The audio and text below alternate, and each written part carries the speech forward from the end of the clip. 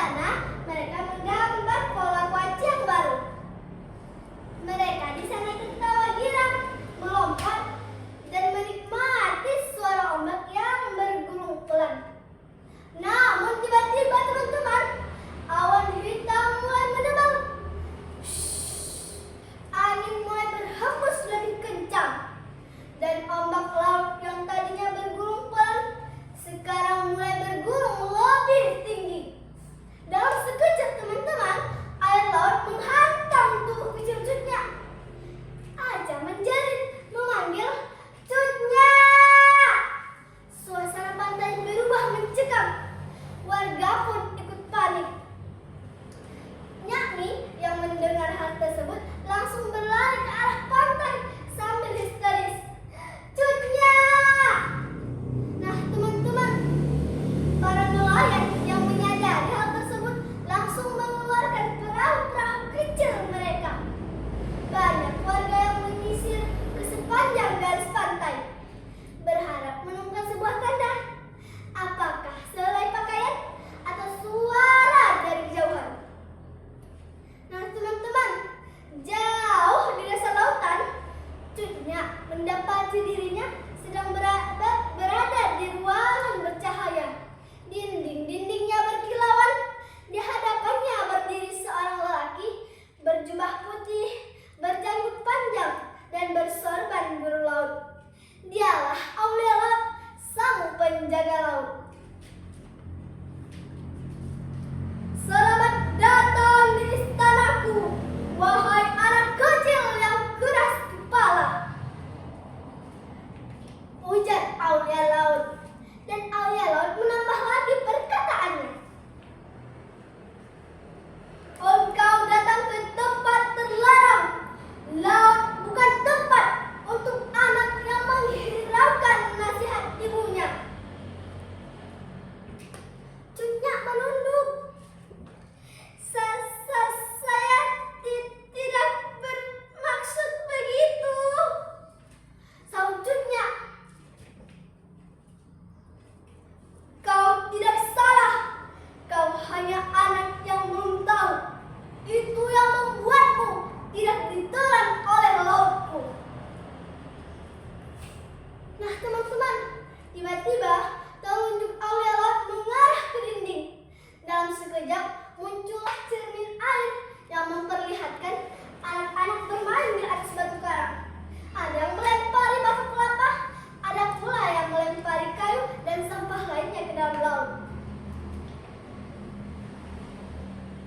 Laut ini punya aturan Cutnya.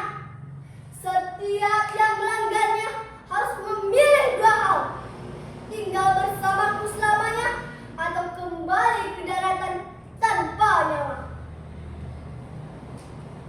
Di daratan, Nyakni sudah mulai putus asa. Tubuhnya lemas, matanya bengkak. Sudah hari ketiga puasa, jasad Cutnya belum juga ditemukan. Seorang nenek menyarankan untuk menemui Tengku Amran yang dikenal memiliki kemampuan kemalan. Cutnya tidak harus seperti yang kau kira. Dia sedang berada di kediaman Aulia Laut, ujar Tengku Amran. "Kita hanya boleh memilih dua hal: merelakan Cutnya tinggal di bawah laut selamanya atau dikembalikan ke daratan tanpa nyawa," tambah Tengku Amran. Nah teman-teman, sore itu juga sesuai arahan Tengku Amran digelarlah kenduri di pinggir laut. Tikar pandan dibentang, pulut kuning, dan berbagai jenis makanan disajikan. Setelah prosesi sejuk, para warga yang hadir ikutan berbaca doa, berzikir, dan berselawat bersama. Tengku Amran berkata dengan lantang,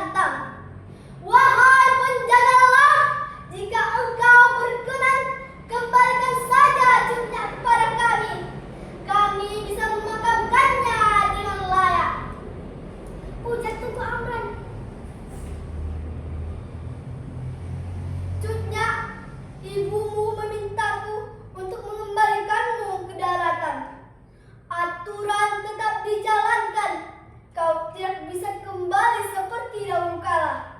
Aku harus mengembalikanmu ke daratan tanpa nyawa. Cut Nyak menunduk. Ya, saya paham.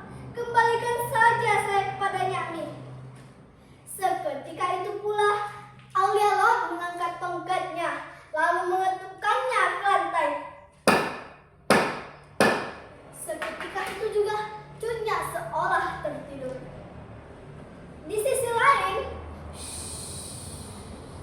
angin sejuk mulai berhembus, ombak mulai tenang, dan perlahan akhirnya tubuh kecil Cut Nyak terangkat ke permukaan. Seorang warga yang menyadari hal tersebut langsung memanggil warga yang lain. Warga! Warga! Jasad Cut Nyak telah terapung di permukaan. Nah teman-teman, Nyakmi yang mendengar hal tersebut langsung berlari ke arah Cut Nyak sambil histeris. Cut Nyak, kau telah meninggalkan ibumu. Kini ibumu tinggal sebatang kara.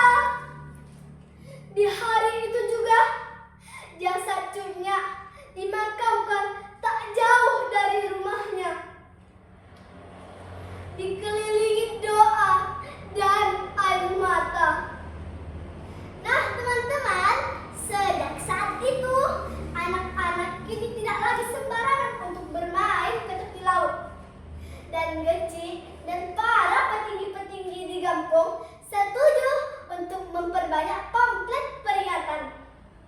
Nah teman-teman, kesimpulan dari cerita Cut Nyak dan Aulia Laut ini adalah yang pertama, kita tidak boleh sembarangan bermain di tepi laut. Dan ingat bahwa laut selalu ada yang menjaga. Dan yang kedua, kita harus mematuhi nasihat kedua orang tua kita. Jangan pernah